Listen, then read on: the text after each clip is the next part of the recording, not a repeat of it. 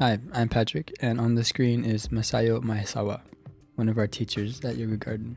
Today we're talking about bound poses. What exactly is a bound pose? Well, we're defining it as a pose in which the power is coming from internal locked forces rather than an external support.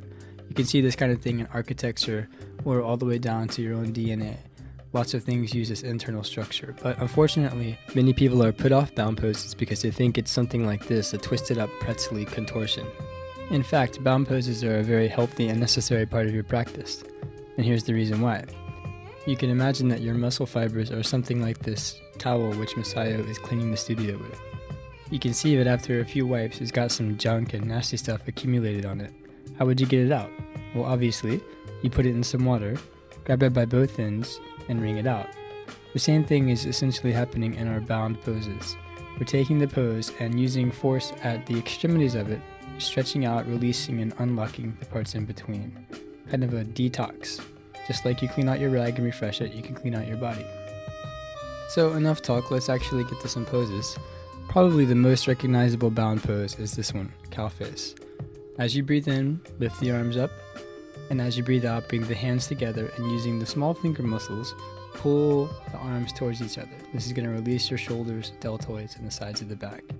Now I want to take a minute here to talk about correct hand position in bound poses. What I see a lot of the time is something like this.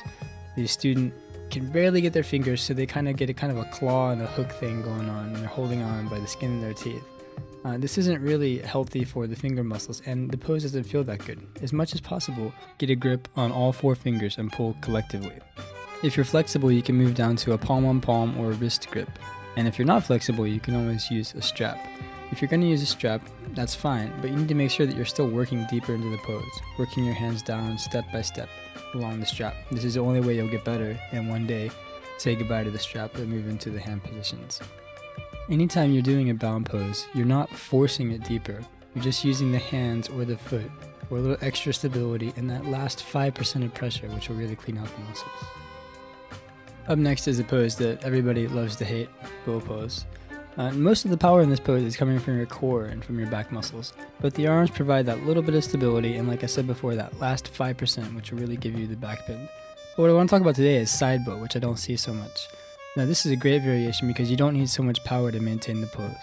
Let your head relax onto the floor and your arms are going to do most of the work here, resulting in a gentle back bend and a nice stretch down the side of the body. Breathe evenly, and when you've had enough, roll back to center. Next up, from standing, wrap one leg around the other. If you're tight, you can just do this version, but if you're flexible, you can feel free to wrap the toe around as well. Bring the hands to prayer position either on the thumb or all the way into the palms, and you'll find yourself in eagle pose. Once you've got your hands and legs sorted, you can start to lift the elbows while simultaneously sitting down. This is going to give you the feeling of wringing your body out, just like that rag. The challenge of the pose is to maintain your balance and composure as you feel these strong internal forces working on your body. Keep your breath even, your gaze steady, and you'll have no problem with it. I couldn't make a bound pose video without bringing in Richie and all his friends. There's so many versions of this pose, I lose count, but here's 4 of them. I'll just put them all at once and you can review them on your own time. If you're going to bind this pose, you need to go around that knee. That's what's going to give you the force to get the deep stretch that the pose requires. Don't forget that we're going for nice, clean fist shapes, not 1 or 2 fingers desperately trying to catch on. And of course, we have to mention Lord of the Fishes, Marichi's evil twin. In this pose, we go across the body with the arm. This results in a really strong twist that's going to hit the gluteus, the obliques, and the back muscles. Again, the arm and the elbow aren't jamming the pose into shape, they're just supporting and providing that extra little push. If you want to do the bottom right variation, you might want to see it from the back. Here's how the bind works. Through that hole in the leg, reaching around, the hands are clasped gently. Stepping up a bit, we'll move into extended leg pose. This pose requires both a high degree of balance and flexibility. That's why it's a little bit tricky.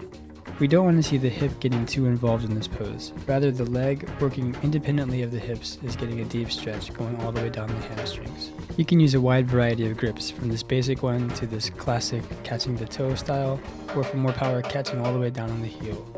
If you can't quite extend the leg, feel free to use a strap for the same effect. What's most important is that the right side of the body is smooth and even without a weird kink in the hips. We'll finish our standing poses today with tree. If you take tree and make it with a half lotus, you've already got yourself a bound pose. You're opening the hips, and if you try to bring the knee back and point to the side, you're going to get even more stretch out of that. But today we'll go a little deeper. Reaching around, we're going to try and catch the toes from the back. I say catch the toes, but it really is much more preferable to catch the foot bone. If you can, try to reach the side of the foot. You'll find a bone which is a great handle for all of these poses and doesn't put so much strain on the small toe muscles. If you're feeling good, you can go ahead and fold the pose, which will increase the stretch in your shoulder even further. When you've had enough, it's really important that you come up with a bent knee.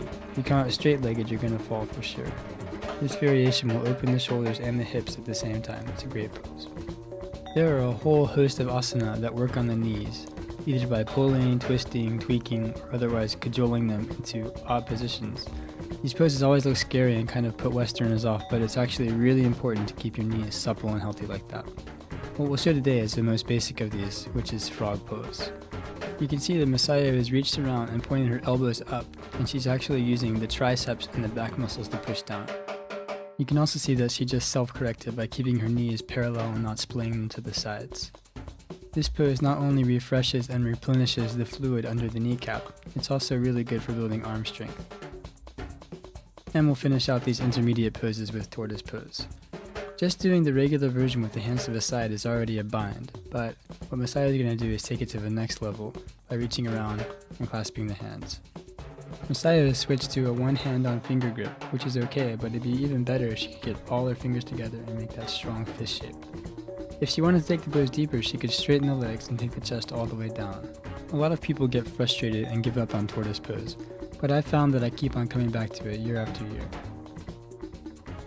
We're now entering a level of poses which very few people can do.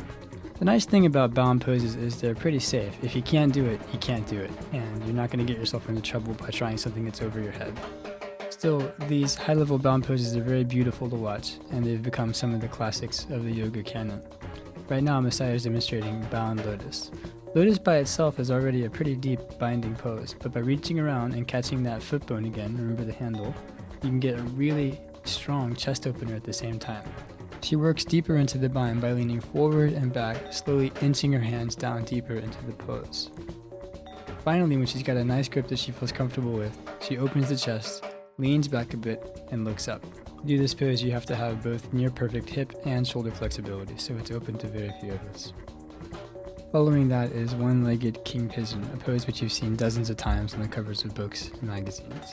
Although it appears that Masayo is pulling herself into it by using that hand on the foot, actually she could be quite comfortable letting her hands off and keeping the pose using her core and her back power only. That's the way it should be done.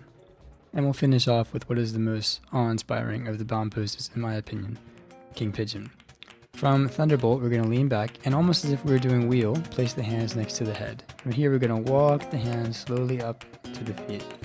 Masayo has a great king pigeon because she's not pinching with her lumbar. You can see the arc and the curve is going all the way through her back in a smooth, continuous line. So I hope this video has convinced you to give bound poses a try, and to go deeper if you're already doing them. Remember, bound poses are not about being a pretzel. They're about releasing tension locked in the muscles with pressure. They offer a great way to interact with the deepest parts of your body. Good luck.